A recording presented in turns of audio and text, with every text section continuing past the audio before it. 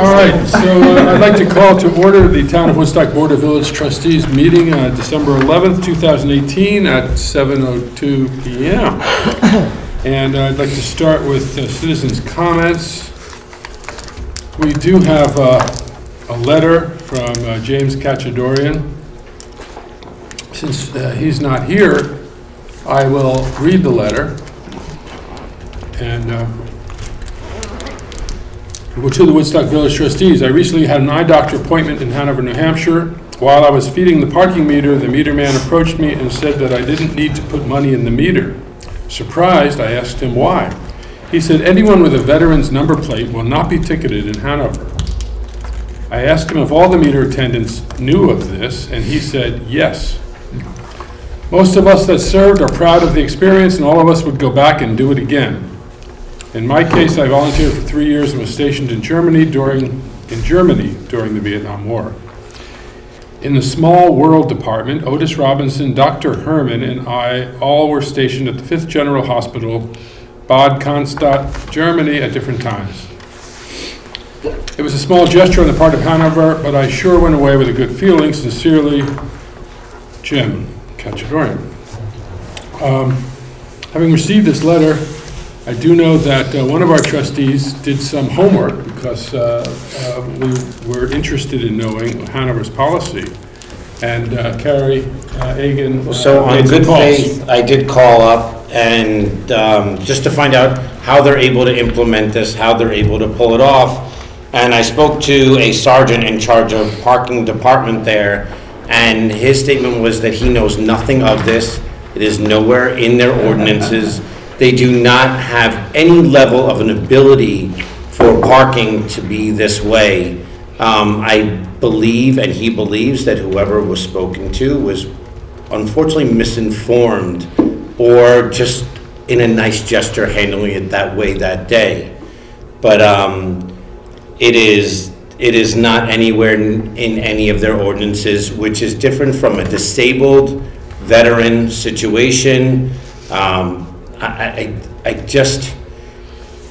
We respect everybody's service for this country. We respect everybody who would put their life on the line, including our police officers, fire, EMTs, first responders, everybody. But at that point, where would that line end of who we would be allowing to have this happen? So I believe at this point, this is just not something that we can do in our village. We just do not have the ability to pull this off. And there is no precedence even in Hanover for something like this. Thank you for doing that research. Do you have that sergeant's name? His name is Sergeant Jeff Ballard. Jeffrey Ballard. Jeffrey Ballard, okay. Thank you. Where's James Cachadorian writing from? Where's he from? Grassy Lane In Woodstock. Any other comments by the trustees? So I think that having discovered that it's not the policy in Hanover, we're not certainly going to adopt a change in our policy at this time. But we appreciate the letter, and we appreciate any citizens who write us about any of their concerns. Moving on. Can I make a citizen's comment? Sure. Carrie Egan, village trustee, village resident, business owner. I would just like everybody to know, I don't know if it's out there, and I've heard a lot of people that don't know it's out there, but through VACE, which is the system that handles the chambers of commerce for the state of Vermont, they are offering health insurance again at much discounted rates than what Blue Cross Blue Shield currently does it at.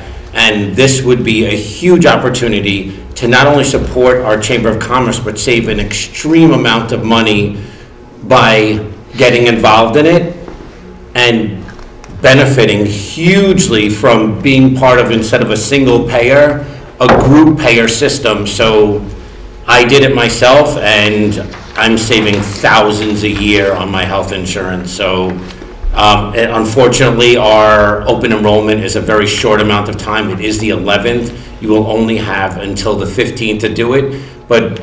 but you can go on VACE, VACE, and find out what their plans are, how they will help you, and they have some great resources of people who can help you maneuver through that to see if it will work for you.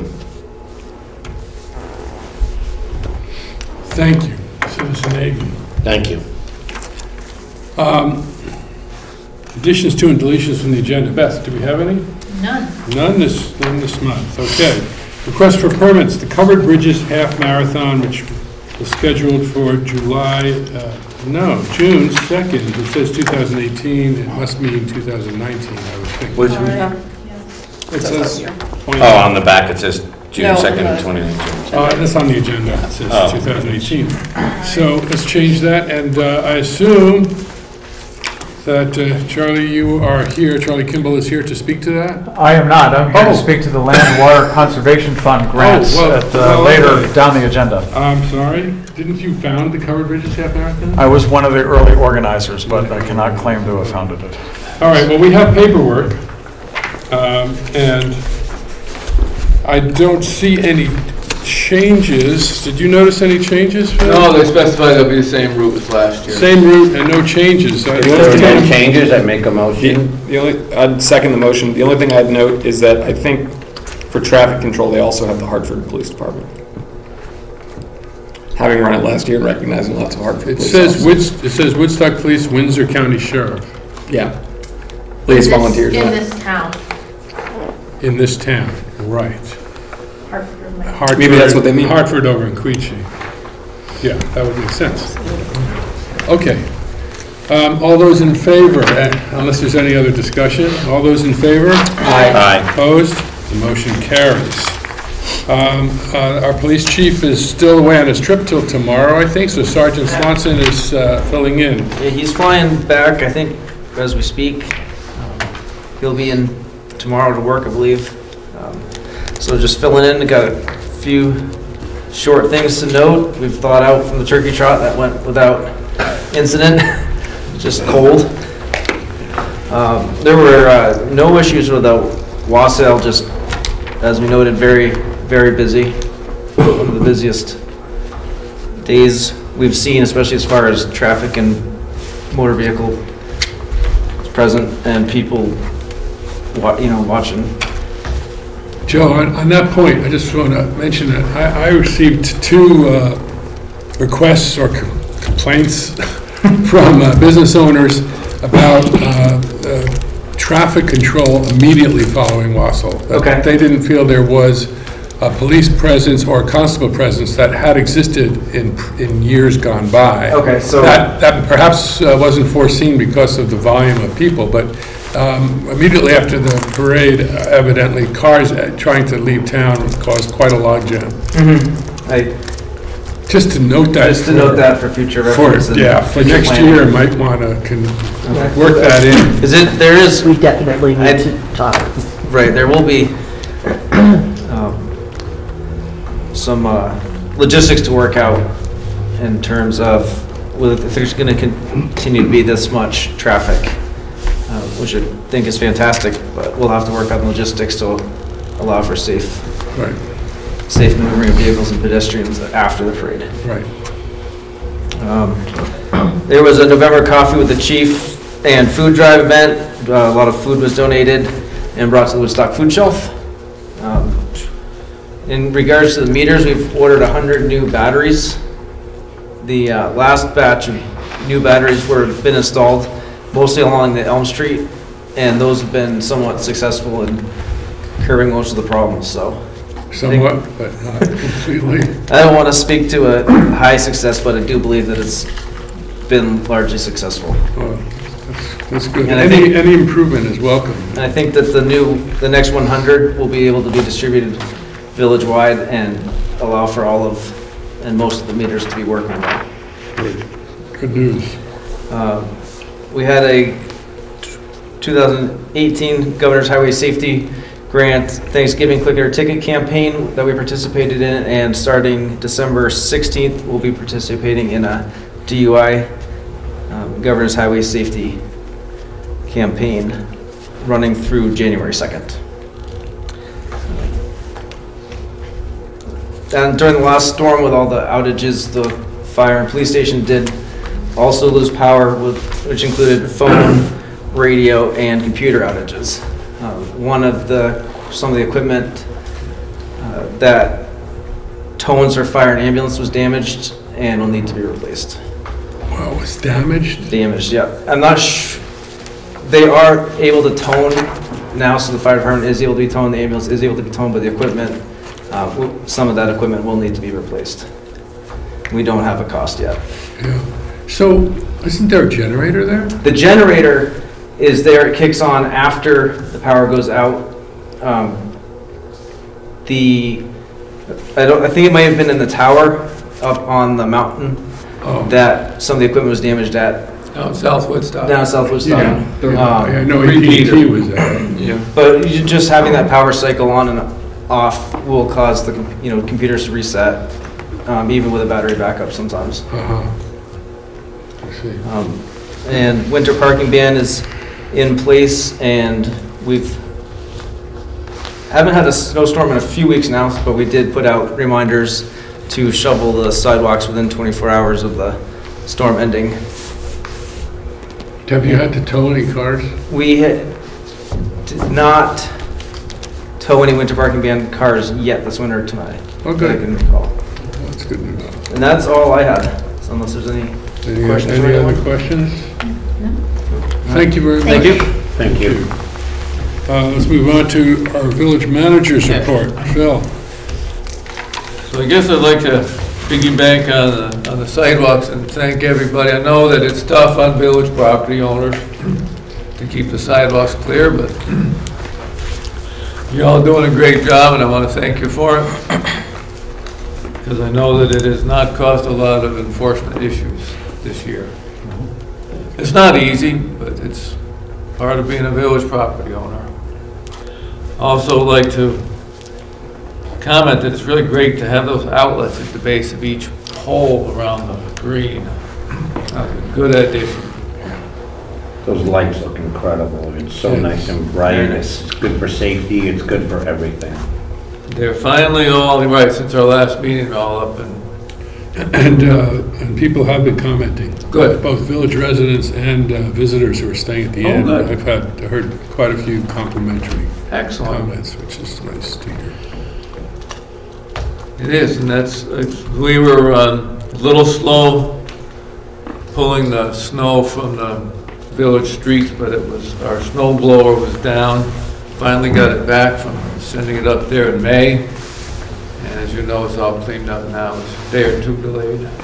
Is it in good shape even after it It did should the cleanup? function fine through the winter. Great. It was the gas tank had rotted out. Yeah. The company we buy from is the company that turns dump trucks into plow trucks for the state, and we're just low man on a totem pole. So they got to us when they got the state work done. But it is back and running. Great. That's all I have. That's Are there it? Yeah. financials for fiscal year? I'd like to have one for you next month. Okay. I do not have one tonight, I'm sorry. Okay. We're trying to get prepared for the auditors. And when are we going to start dealing with the budget in January? We can do that in January. Do we want to set a meeting other than? Sure. Yeah. Yes, you could. What is the date of the next trustees meeting in January?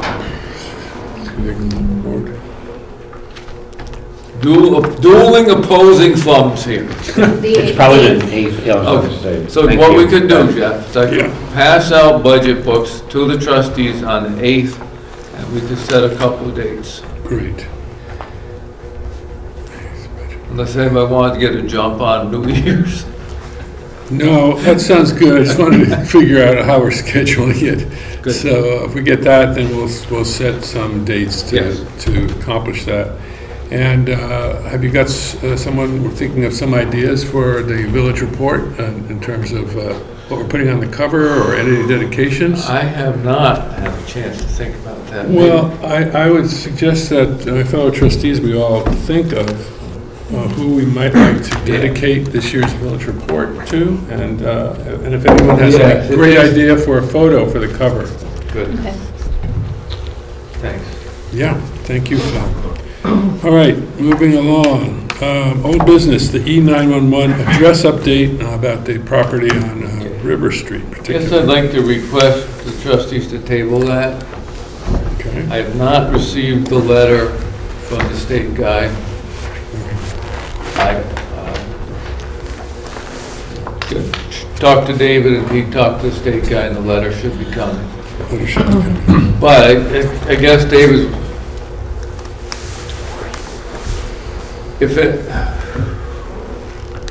I didn't detect any support from the trustees last month about changing the address system.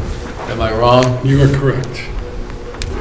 Okay. I actually, if it's what needed to get done, I don't have an issue with it. Yeah, I would like a clear sense of where we are legally with it Okay, before I... All right, so the letter, I believe, we'll discuss that. Okay. Okay, great. Well, thank you. So then we're going to table that until we get the letter. And on to new business. The EDC Land and Water Conservation Fund grant. I'm here to speak to that. Yes, Thanks. Charlie Kimball. So I come as a member of a subcommittee of the Economic Development Commission that is looking at different recreational assets. And this is over a year old in its germination, but the project that's been taken up is to take a plan off the shelf from 2000. It was the Riverwalk study in 2000 that was done for the village. And it actually created a pedestrian and multimodal path going from Frost Mills along the bank of the Ottaquiche River through what is currently referred to as the park, or what was the jungle, and then down along the bank of the Ottaquiche River almost all the way to Rivendell Stable, the former Rivendell Stable on the other side of the river, so it's still on the south side. So that group has been meeting for a number of months and trying to come up with a new plan and a map as to where that might go. There's been great interest in a multimodal path that would extend along the Ottaquiche River. So the current path would start as a trailhead in the village park, so-called, and in what is in the village and owned by the village, and extend from there and go along the banks of the Ottaquiche. We're currently in discussions with Billings Farm as to how to acquire permission, and ultimately this grant is to apply for funds to purchase easements across that property so that that path would be protected or in perpetuity. So those discussions really just started. The Billings Farm or the Woodstock Foundation is certainly aware of our interest in establishing this path in 2019 in very rudimentary form, without gravel, without pavement. This is really a marked walking path. So without the bridge. Without the bridge. There's no plans for a bridge at this point to go across the Ottaquiche River. There's all sorts of implications that come with that. And there's, this is the second of two different efforts. The first is an update or a municipal planning grant that the Economic Development Commission and the Select Board applied for and received for $20,000 to actually update that Riverwalk plan from 2000. So it will involve a lot of the details around this, creating a trailhead and a kiosk in that village park, and then extending down that way. So to identify the exact costs and everything else of making that possible. There are many landowners involved, but the Billings Farm and the Woodstock Foundation is the most important because they have most of that land under their ownership and control, and they use it actively. But there are two other landowners right at the beginning, and then so we have to have conversations with them too. Those have started, but not certainly along the way. So this grant is for $50,000 is the application for it, and that is to purchase those easements. So I'm here to tell you about that, to make sure you know about this as a village. It does affect the village because the trailhead is in the village. Where is the beginning of it? It would start roughly around the new park, which is along the Ottauquechee River. I don't think we have a formal name for it, do we? No. The East End Park. The East End Park, yes, it has no other name, so the East End Park. So somewhere along the East End Park. The reason why I'm not being more exact is it really depends on that planning grant. If we are able to achieve an easement across that Woodstock Inn or Woodstock Resort or Woodstock Foundation property that borders the river, then that would be one pathway instead of going along the road that is currently owned by property owners JVW, which is privately held. That road is not a public road as we know. So the kiosk would be somewhere on the upper level. That's what we're planning on right now. And that kiosk might contain information beyond, originally there was a plan for a kiosk there that would contain multiple pieces of information. Wouldn't just be for the Riverwalk. That's true. There is another application that's going through the Vermont Outdoor Recreation Economic Collaborative, I believe, VOREC. There is a $100,000 allocation in last year's state budget to fund projects to establish recreation-friendly communities. So there's another application to actually fold in a lot of different efforts that are being made, whether it's the Woodstock Area Mountain Bike Association, this path, different update of the trail maps, other things such as that, into that recreation-friendly community. So it's a competitive process. We don't know how Woodstock stands in relation to other communities that might be interested in applying for it, but so that's another thing that might expand upon that kiosk idea. Right, right. Well, Charlie, thank you for bringing us up to date on that. It would be a fantastic addition to our walking village. Yes.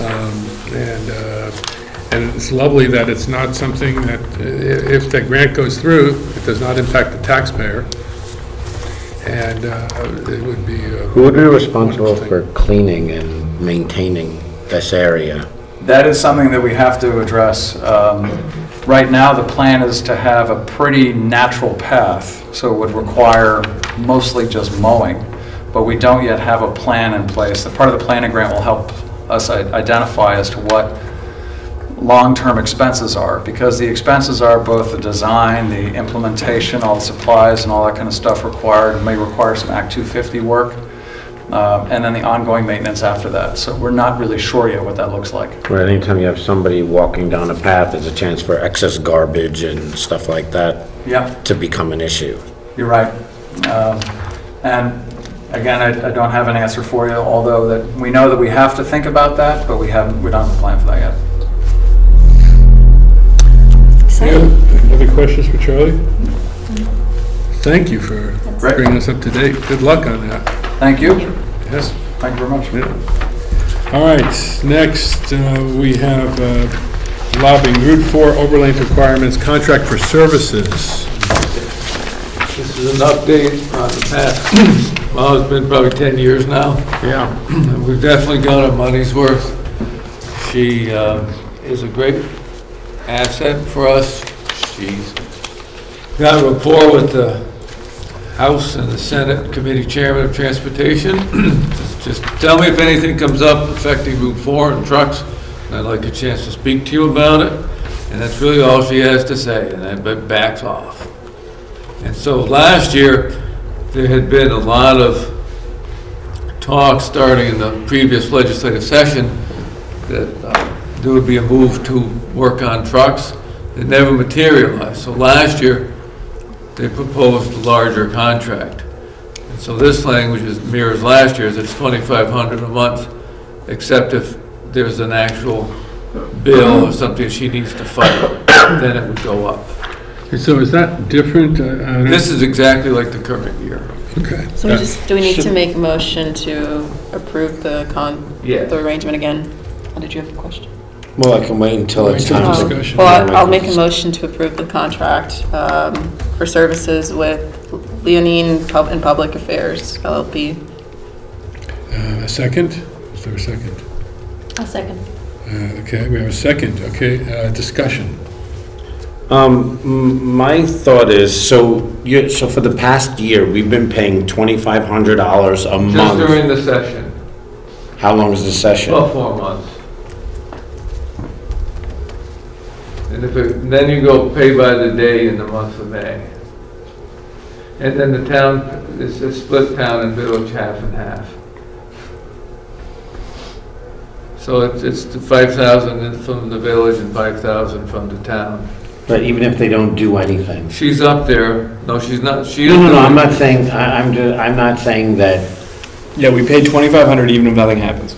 I'm saying, but even if it never even comes to fruition at all. There are there will always be truck issues in Montpelier. Some of it is amendments to the statutes that are put out by the Department of Motor Vehicles. People talk, people ask questions. Yeah. The thing is, it could slip through without us knowing about it or having a chance to respond, and that's the real value. So basically, we're just paying the money for just in case. It's like insurance. A watchdog service. It's just expensive insurance. People know that we're her client. I was going to ask Charlie, do you have a sense of how effective this is? Want to offer something? So as your representative in the state legislature, I would like to tell you that I know absolutely everything that's going on in the State House. I don't. It's a complicated place to keep track of. There are already over 200 bills that have been submitted for drafting for introduction in January. So there's a lot that goes on, and there are amendments that are snuck in at the last minute, which sometimes are hard to track. I have to admit I missed a couple of bills that affected one of my constituents, which was Able Waste in Plymouth, and only woke up to it the next day and was very surprised that I missed it. I'd like to tell you that I would never miss it, but sometimes I will. So having someone like Leonine Public Affairs and the particular person that watches transportation issues, Claire Buckley, she does not miss anything going through the Transportation Committee. And that's what you're paying for. These folks, they know what's going on.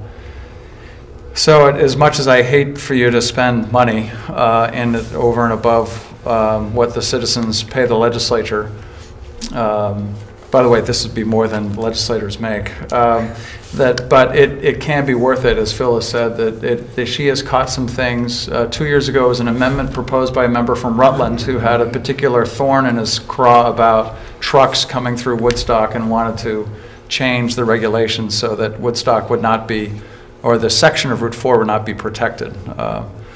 So even friends of mine from the other side of the state in the legislature would like to see, Woodstock actually not have any kind of exemptions from the trucking law. So I just offer that as much as I would like to be able to tell you, you don't need to spend this money, it can be worth it. Yeah. Thank you. Thank you for that input. Any other discussion? All those in favor of the contract for services as presented for Leonine Public Affairs LLP, say aye. Aye. Opposed? That motion carries. Okay, under new business, Woodstock Public Boards, Committees, and Commissions Procedures and Processes Review. And this is a proposal to standardize Woodstock Public Boards, Commissions, and Committee Processes and Procedures. I hope everyone had a chance to read this and look it over.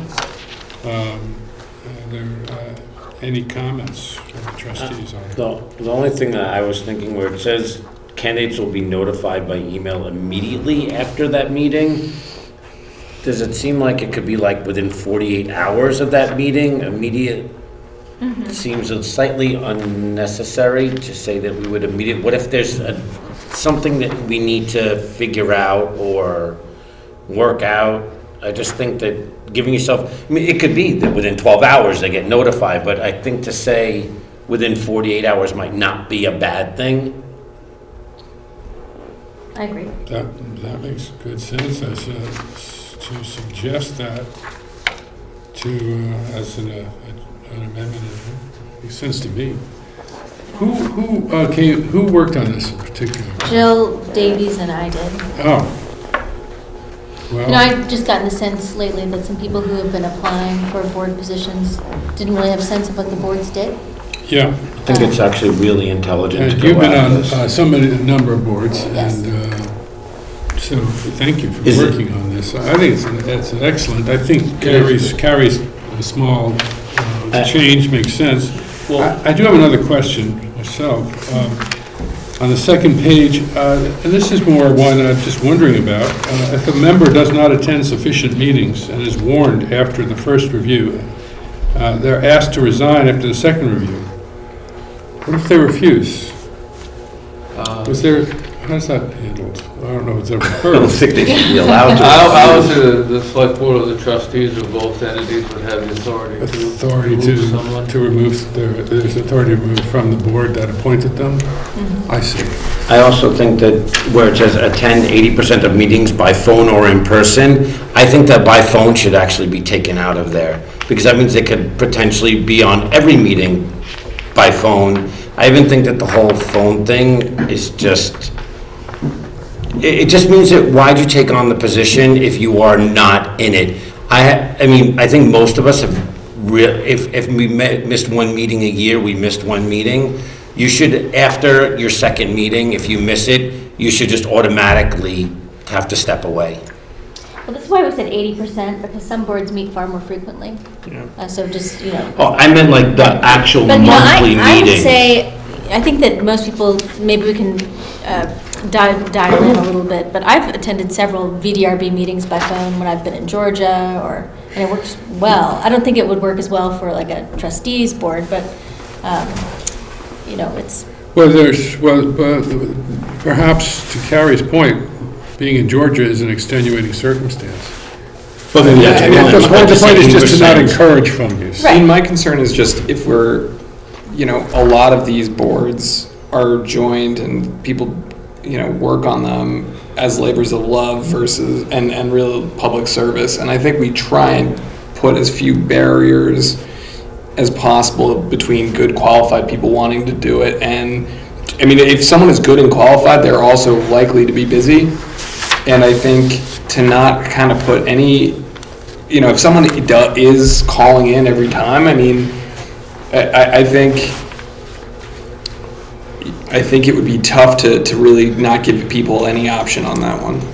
And I think it just kind of adds to the sense of, oh, I'd love to do it, but it's just so much effort, I don't know if I have the time. Right, no, but my point was, if you leave in, unless there are extenuating circumstances. I don't mind 20% of them being called in for, but not where it says attend 80% of the meetings by phone or in person. That means you can attend all 80% by phone.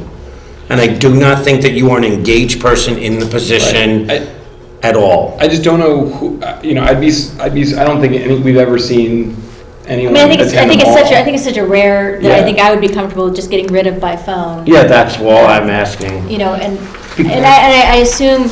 would assume, I would assume good motivations on the part of everyone, and if they need to call in, they need to call in. Yeah. Right. I've never seen anybody, abuse. Because, I mean, I know our school boards have issues of certain people not showing up. We could just say attend 80% of the meetings. Period. Yes. Period. I'd be more comfortable, I think that just makes it. Thank you. Yeah, and you could leave in unless there are extenuating circumstances. I mean, 'cause illness, travel, other reasons. Yeah, I'm just thinking purely of psychological barriers for people who are, we don't get that many applicants for a lot of these positions. Yeah, and yet we want people to attend many of them. Agreed. That's why I think there's a good 80% requirement. There should still be rules to follow. Yeah, this was good work, Karen, thank you. The other thing I would flag is, I don't actually see, and I may have missed it, but I don't actually see how we pick someone and how the voting is done. And if at the joint session, it says when joint appointments are made, there'll be a special meeting, but is that a straight vote of all 10 of us, or is it a vote, do both boards have to? Each entity votes separate. Right, so it would be a joint meeting, but what if we deadlock? That was my only concern, is that. There's no appointment. Okay. No decision. Fell by the wayside. Okay, Run another ad the following week. sounds good. Right. I don't really think that that would even be an issue. I can't imagine that. I really like the idea of, that you put in there of, that they be interviewed at the same time by other members of the group they're applying to serve with. Because those people on that actual committee are liable to ask some of the most germane questions. Yes. Right.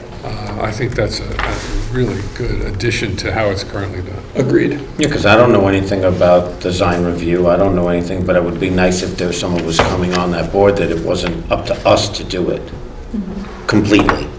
Yes. And they I have a agree good with you. sense of the skill sets that are useful for them. So what would you like us to do? To just a sense of accepting this proposal I guess if the trustees were to adopt it with these changes, it goes to the select board next week. I'd make a motion to adopt it with these changes. Is there a second? I'll second it. Any other Not germane. changes suggested or additions? Can I just one more question? How many of the boards receive stipends? Is it just the trustees and the selectmen? I think so. Yeah. But ask Phil that. I think so.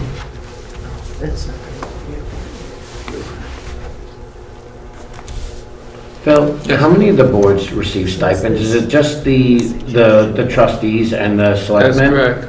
Okay. Any other Thank you. discussion? All those, Can I just yes, ask a question? sure. Are these suggestions, or are they rules that every committee has to live by? These aren't rules for committees, these are, No, these this is are- a process for appointing new committee members. Yes. But the attendance that's in there isn't Oh, yeah. that's not a process question. You're right, that's a That's a rule or a suggestion. Well, I think it's really a rule that, and that someone who's applying would have to be agreeing to that in the process of They would know that recruitment. that was a requirement. Yeah, I was gonna say, you can't say, not that I think, it should be a requirement. Yeah. And we've just noticed some very sort of sloppy things happening on many of our boards and committees, like following open meeting law requirements. Right. So people are going into executive session when they shouldn't really be doing that. Is there any other place that we would have to amend any of the requirements for any of those boards other than just this document? Are there bylaws or? Yeah, I do. So, okay, so there What are would make that bylaws, binding? if you, planning commission, zoning board of adjustment, they have their own operating guidelines, but I don't believe any of them run afoul of this. They have rules of attendance, and if you miss so many meetings, you're out. Okay. Which I think should be what this is. Right, but it just, if which document controls, and is this the right format for generating a new controlling document? This is such an improvement over having no guidelines. No, agreed as guidelines, I'm just saying if someone were to... Unfortunately, there are people who regularly and habitually do not attend. Yeah, like, And there's spots on those committees that have other people that just take, the name is taking up space, and they're not taking up space in a chair at the Right. And we definitely want to avoid that. I'm just wondering do we need to do any other filing of an amendment to bylaws on any of these boards to make that something One of that my actually has questions, I'm weight? going to call legal at the BLCT tomorrow and check if this needs to be Okay, in an ordinance form sounds good. or if it's a Right, 'cause board policy. we would have to approve this and the selectmen would have to approve it at that point. Yeah, right now, we're just approving it as board policy. Yeah, well, the selectmen would have to do the same thing, correct? They're doing that at the next meeting. Next week. Yes. Terrific. Yes. Thank you. And, Yes. yes, Charlie? I'd like to ask a couple questions. Is there any mention in the policy about the frequency of the meetings? There's not, because they're varied. So if a commission meets 4 times a year and somebody misses one meeting, then they're off the board, off the commission? Yes. Right. And if somebody misses 2 meetings for a board that meets once every month, then they miss 2 meetings and they're gone? Well, ultimately, Charlie, the chairman of whatever committee had the absence would have to recommend to the select board or the trustees that that person be removed. So it's may, not a shall. Ultimately, the chairperson may or Okay. may not come to this board, and ultimately, this board may or may not. But And we but keep, this- unless there are extenuating Yeah, circumstances. so to speak to that, what Carrie just said, say somebody's Right. really doing good work, Right. and they only attended 60% or whatever, but they're doing really good work, and they had reasons not to be there, the others, that could be considered extenuating circumstances by that particular committee. But so right now, these are policies we're asking people to commit to. They're policies we're hoping to have as guidelines potentially to change it bylaws in the future, but right now they are just influencing what we ask people to commit to. Yes, so they know what they're getting into, what's expected of them, Right. and then the two boards that appoint these committees have the power to enforce it. So it's a commitment thing. I think what's so funny and sad about this is that when I first got on the trustees, I was told I could miss one meeting a year and that was it. And whether you guys were kidding around with me, I don't know, but I took that to heart. It's only one meeting a month. We did that especially for you, Karen. I'm sure you did, now that I'm realizing it, because I've been to an EDC meeting where they couldn't even pull together a quorum that night, and there's 9 members. The school board has the same problems, there's so many, it's sad. If you make the commitment, show up, be engaged in it, and that's it. You want to be a part of it, be a part of it. Absolutely true. Any other discussion on this? All those in favor? Aye. Opposed? Motion to adopt this proposal to standardize this carries. Next, anything else to come up under other business? If not, let's move on to approval of minutes. And we have one from November 13th. First of all, the draft minutes. Does anyone have any corrections? I looked.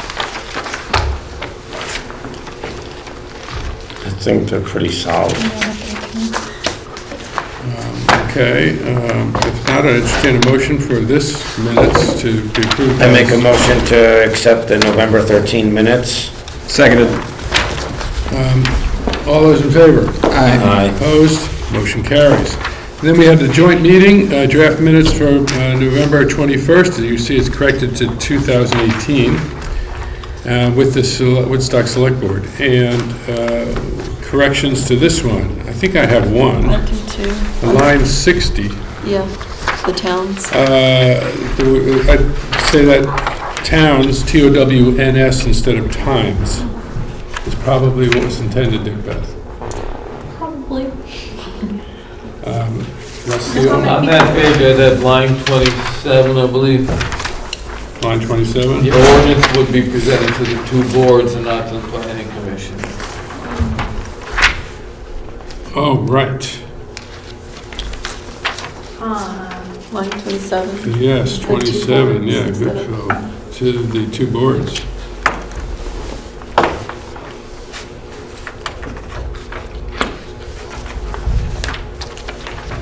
You're picking up a lot of extra work here, Ken. Any other corrections to these draft minutes? Hearing none, I'd entertain a motion. I'll make a motion to approve the minutes from the joint trustee select board meeting on November 21st. I'll second. With the proposed change. I'll second that. Okay, all those in favor? Aye. Aye. Opposed? All right, that motion carries. And so at this point, I'd entertain a motion to adjourn, followed by the reviewing of the expense warrant. I make a motion to adjourn pending review of expense. Second. All those in favor? Aye. Aye. We adjourn at, 7:46. Nicely done.